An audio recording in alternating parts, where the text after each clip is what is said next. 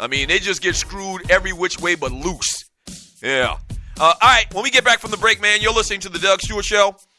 A little Falcon talk, more football talk. And speaking of the Falcons, man, Chick-fil-A, they not going to play. I'll tell you about that coming up next on the Doug Stewart Show. Don't go away.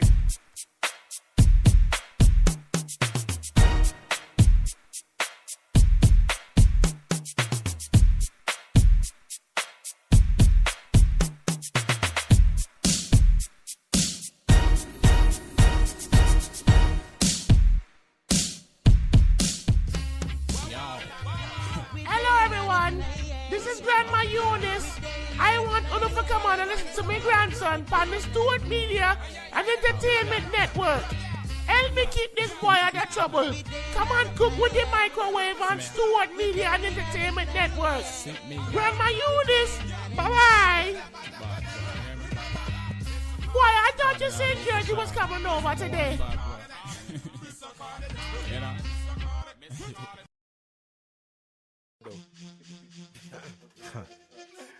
This is funny.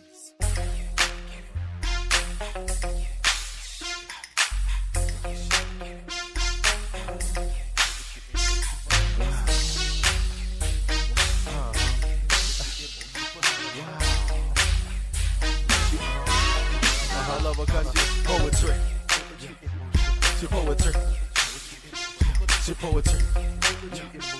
She poetry. She poetry.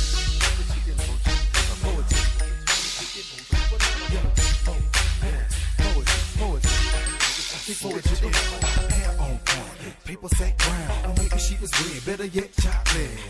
She fly, but she got an attitude. I like the way she move with them baby fat shoes. I wanna see her with the lights on. It's dark in the club, cause the music too loud. I wanna know your damn name, not your damn drink. I'm a G gentleman, I got range. She a little beach dancer and she go to Clark Atlanta. Maybe she be trapping on the block in your good. Either way she bad, she got clad. Everybody drop their drinks when she bad. She work a job, but she hustle inside. Anything trying to kill her, she can buy. I want her on my team, she my point guard. I love her 'cause she's soft and hard. Poetry. She poetry. She poetry. She poetry. She poetry.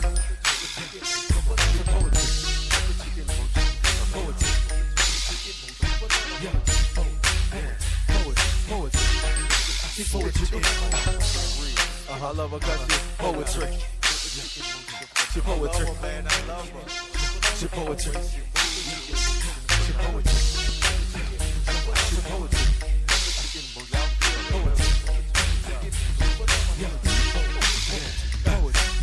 She's sweet, her swag is divine. If you ain't got a hustle, man, you're wasting her time. So don't you even walk up to her table. She doesn't need the hassle, she can buy her own drink. She been better, she's a 10 on the lady scale. Don't get me wrong, sometimes she raise hell. I bet I like it though, she's so ghetto. Or maybe she too busy for your cats in the city. She already done met all your people or not. I haven't even said hello. She's got to be the most beautiful sex and she's hot. Her poetry got to be it, she just got. I love the way she words her phrases, she amazing. Grace, I just wanna know her inside. I ain't kicking, I'm just keeping it real. I'm picking, or maybe I'm just using my head. She poetry. She poetry. She poetry. She poetry. She poetry. Poetry.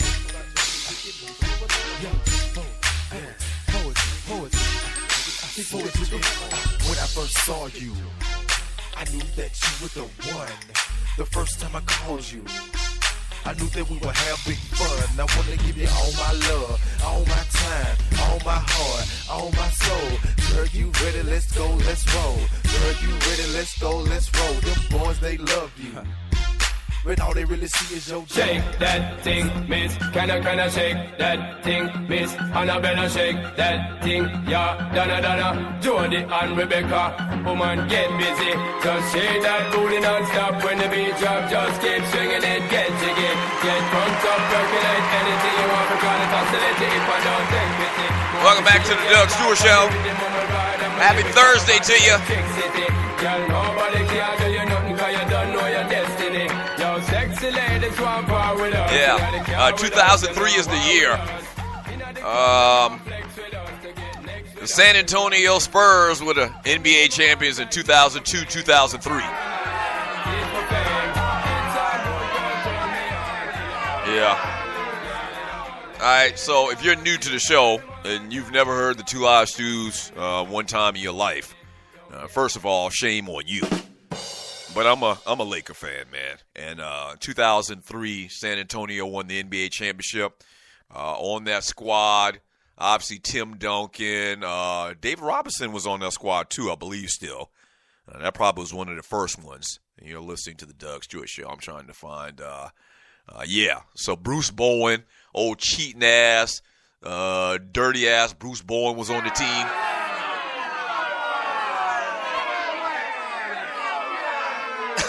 One of my favorites of all times, even though he was a Golden State Warrior, more notably, and played for the Spurs, was Captain Jack. Steven Jackson was on that squad as a starter. Captain Jack got a ring. That's right. And Tony Parker was the point guard. Steve Kerr was still playing at the time. He was a reserve point guard for that team. Speedy Claxton, Manu Ginobili was on the squad already at that time as well. And, Danny Ferry got a ring too as well. Shit. Right, Danny Ferry was on that squad too. Who did they beat that year? And you're listening to the Doug Stewart Show. They beat, doesn't even show, let's see. They defeated the Phoenix Suns after, that's in the Western Conference.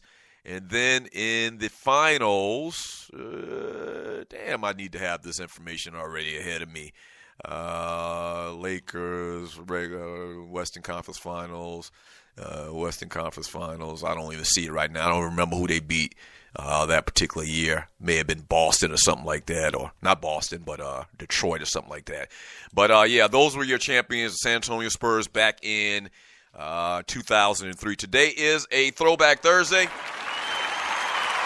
Hey, before I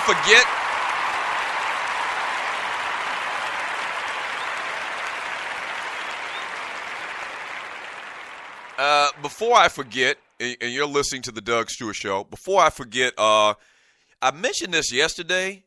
You need to watch The Defiant Ones on HBO. And so basically what it is a story of Dr. Dre. And I guess I could have waited and did this in the entertainment segment in the next hour. But I know I'd forget because I didn't write it down. But so it's basically a story about Dr. Dre and Jimmy Levine, which was his business manager, business partner, or whatever, man. And it started off, and at the end, it's kind of like a documentary. I'm not going to get into the details. If you know the story of Dr. Dre, you know how the story goes. But very interesting stuff, man. They go through a lot of stuff. They actually filmed this while they were filming the Straight Outta Compton movie. And so it's like a lot more behind-the-scenes stories about, Dr. Dre in his life and NWA and Ice Cube and all the relationships he had with all of the cats from NWA. And really kind of focuses on the Levine side about his business moves.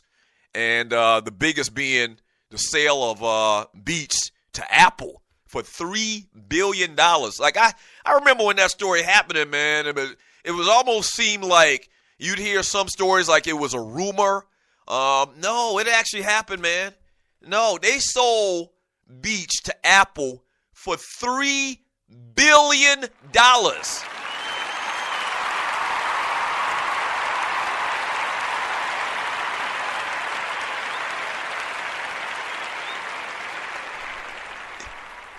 Dr. Dre is a billionaire. He's a billionaire, not once, but twice, but 3 times. Forget all of the damn music he produced, and I had forgot about a lot of the damn stars that he had worked with, man. And I had forgot even, that he's the one that discovered 50 Cent. Obviously you know about him and Eminem. But, I mean, forget the music, forget NWA and all of the royalties he's getting from that. This man sold Beats for $3 billion, and I am saying billion with a B.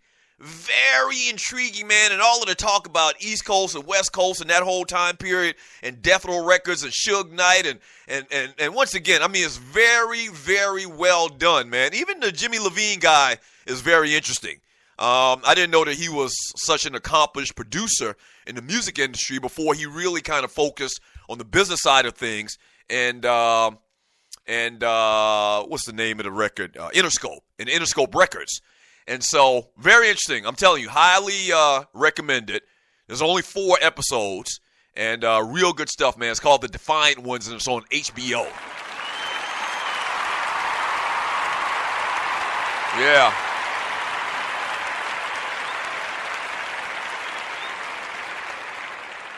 Yeah, 404-822-5467 is the number to the show. 404-822-5467 is the number to the show. Quick Atlanta Falcons talk. If you're new to the show is based in ATL, Georgia, so a lot of times we give you a lot of little extra Falcon stuff. Falcons deep into preseason practices. They hold their practice today at 2 p.m. Eastern Time. Falcons coach Dan Quinn will speak to the media before practice at 1:30 p.m. Stadium officials expect more than 50,000 Falcons and Atlanta United season ticket holders to attend an open house this Saturday. And the stadium will hold its official opening with a Falcons-Arizona Cardinals exhibition on August 26th. So that's good stuff, man. I can't wait. I've already talked about it. I cannot wait to see this new stadium, man. It looks like freaking Battlestar Galactica outside. Right. I mean, clearly it's going to be state of the art. I mean, when you got over $1 billion invested, it better be state of the art. So I can't wait to see that. The record-breaking Falcons offense of 2016 pushed aside memories of the Falcons' sputtering offense. In 2015, quarterback Matt Ryan followed what might have been his worst season with his first league MVP campaign. Coordinator Mike Shanahan went from criticized play caller to the primetime head coach candidate. That all happened at the end of last year, and I'm getting my notes here from a man, D. Orlando Ledbetter from the Atlanta Journal-Constitution. Yeah, and remember the year before? Like, we were all ready to run Kyle Shanahan out of town for the stupid-ass play caller. You remember Roddy White had beef with Shanahan and how he called the offensive plays and whatnot? And last year, everything just clicked. You talk about catching lightning in a bottle. Shanahan had a great year. Matt Ryan got the MVP. The Falcons went to the Super Bowl. Should have won the Super Bowl. But we know what happened with that. And Shanahan parlays this thing into a damn job as the new head coach of the San Francisco 49ers. The Falcons signed running back Jarrell Presley on Wednesday after reaching a injury settlement with running back B.J. Daniels. Presley spent time with the Falcons practice squad last season. The Vikings signed him following the 2016 draft, and the Packers claimed him off waivers in September. He is yet to play in an NFL game. And one last note, the Falcons are looking to use rookie running back Brian Hill to be more decisive against Pittsburgh. Here's a quote. "We are one cut and vertical," Quinn said. For people that don't know what that term means, that basically means they don't want you back there dancing and making all these different moves. They want you to make one cut. You have time to make one cut, and then you need to go upfield. So that's what they talk about when they say a one-cut runner. When we stutter on those or don't aggressively hit it, that's a real emphasis for Brian this week to make sure our tracks are correct.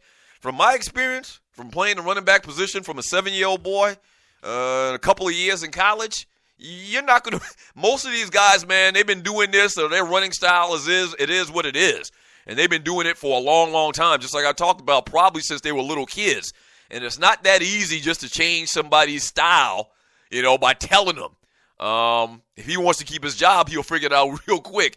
But I don't think it's going to be that easy, man. So there goes your Daily Falcon Report.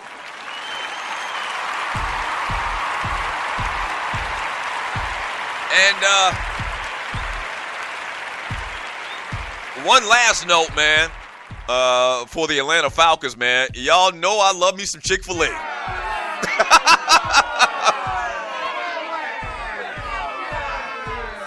I mean, shut up. Y'all love Chick-fil-A too. I can tell by the damn long-ass lines that y'all love y'all some Chick-fil-A as well. But Falcons fans, they won't get their Chick-fil-A at games this year at Mercedes-Benz. For people not from this part of the country and don't have Chick-fil-A, like 11 Chick-fil-A's in their town, Chick-fil-A doesn't open on Sunday.